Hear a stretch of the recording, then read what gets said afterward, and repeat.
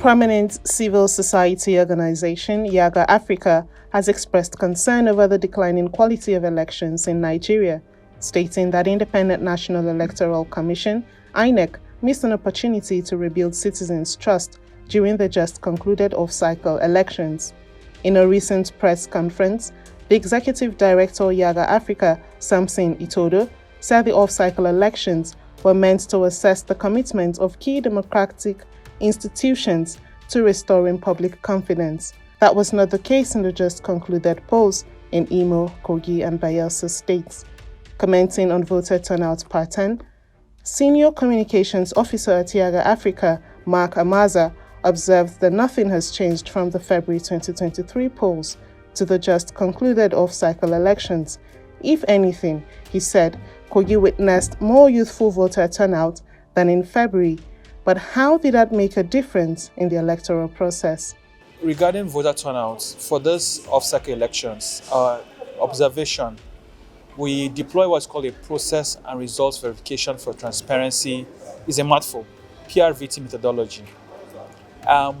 So basically, it looks at the processes from the rural area, from the polling units. I beg your pardon. From the polling units, the whole processes, collation to the final results, to able to verify that the results, the process meets the required standards, and the results are verifiable. But we only deployed that in Imo and Kogi. We didn't deploy that methodology in Bayelsa. So we can't speak as to voter turnout in Bayelsa. And as we put out in our final report, final statement is we're unable to verify, use the PRVT data to verify the Imo elections, which is one of the reasons we called on INEC to also audit the election results. But for Kogi, we saw a INEC's official voter turnout is 40%, or was 40%. And that falls within the range we expected, between 36 to 43% was the range we expected, which is, it's higher than what we got in presidential elections. On a national scale presidential elections, we had a 26% voter turnout. Disaggregating voter turnout by age, we haven't done that yet for this off-cycle elections. But we saw in 2019, for example, about 36% of young people turn out to vote. Which is disappointing considering young people make up almost half the voter population. So there's a lot of drop-off regarding young people coming out to vote. But even at that, we still see a lot more drop-off with urban youth than with rural youth.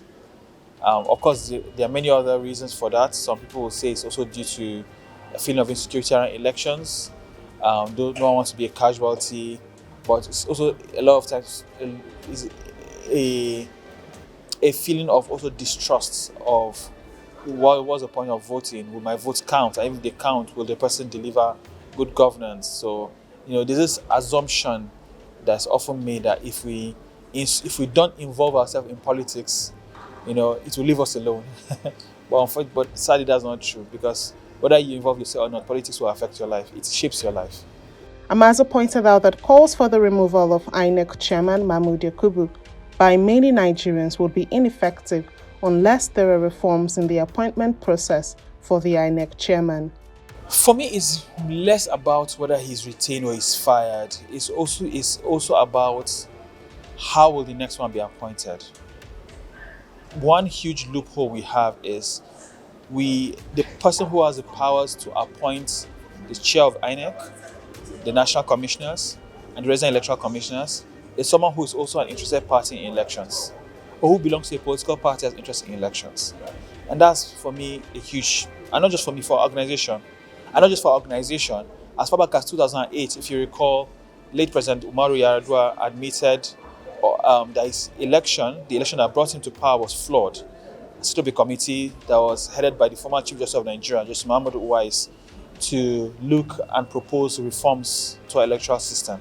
And one of the reforms they made was that power of appointment or nomination should be taken away from the president and given to an independent body. As we are speaking, that hasn't been done. We understand it's a constitutional amendment, but that hasn't been done. And that's something that needs to be done, because you constantly have where, the person, he who pays the piper, dictates the tune, but you have the situation, and it is not about casting aspersions on the person of the INEC chair, but you have in the last two nominations to the INEC, you had persons who were partisan that were nominated and who ended up being in commission. In fact, last 3 nominations, the second to last, third before last nomination, the nominee or nomination wasn't confirmed by the Senate, even though the Senate claimed that the nomination was because the lady that was nominated was already had someone from her state serving, so for federal character reasons. But we also raised the alarm that she was partisan. We had her last year too, nominees for resident electoral commissioners. We had some that were also partisan. They scaled through, and we saw how a couple of them ended up becoming problematic in the way they administered elections in Sokoto and Adamawa State. And this last month again, new nominees were confirmed, at least 3 were partisan. We raised the alarm around that. Those are the issues, and those are the kind of concerns we have. So it's less about whether he is retained or he's fired. After he only has 1 more year on his tenure, but from next year, when the vacancy for INEC chair opens up, are we still going to be looking? We're still going to be looking to the president, who is a politician belonging to a political party, who will be running in every election to still appoint his replacement, and that's where the challenge is.